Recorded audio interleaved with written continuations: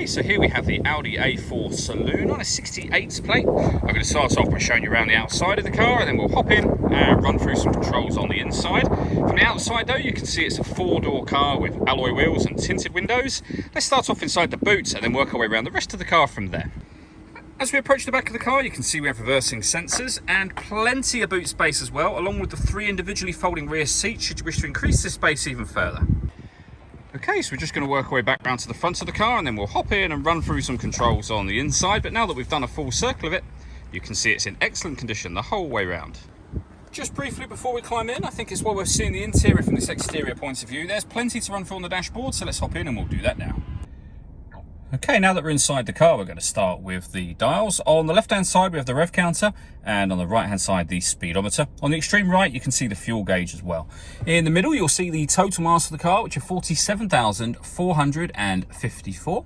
The information displayed above that can be changed using buttons on the steering wheel for various different bits of trip computer, fuel economy information, and car information, including, as you can see, that digital readout for the speedometer there. If we back out to the steering wheel, we have buttons over on the left-hand side that will change that information I was showing you just a moment ago. And on the right-hand side, we have stereo and phone controls. We have cruise control and speed limiter underneath that. And behind the steering wheel, we have the minus here and plus paddle there, so that you can change gear manually with this automatic gearbox. Over in the center, we then have the main screen for the car, which includes the satellite navigation. That's the menu that we're on at the moment. There are lots of options within this screen. All the movement that I'm making on the screen there, it's being done using these buttons, primarily this dial. These buttons will relate to the left and right hand sides of the screen if you see options pop up there, but everything essentially can be done from here.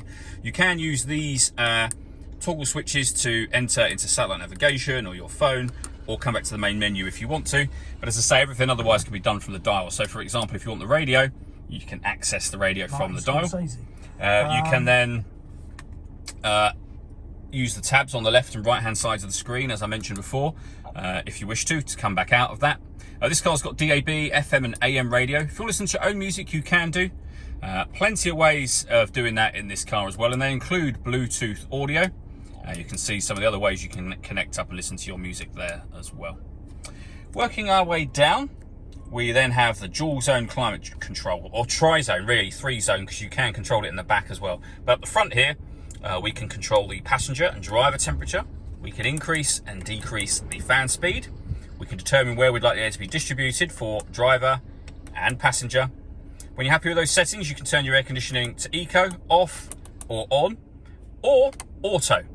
The car will now maintain this temperature for the driver by taking control of the fan speed and direction of the air.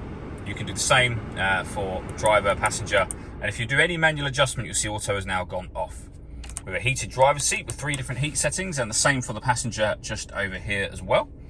Beneath that, we can turn the screen off, say for nighttime driving, for example. Parking sensors we can turn on and off. The traction control we can turn on and off. The stop and start for the vehicle as well. Drive select will enable you to change between various different driving modes. Your comfort, auto, so the car decides for you, dynamic and individual.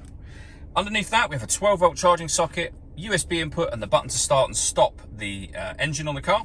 And then we have the gear lever for the fully automatic gearbox. All that leaves me to say is thank you for taking the time to watch this video. If you'd like to come and see the car in person and have a test drive, please feel free to give us a call here at Mach 1 Cars. We'd love to hear from you soon.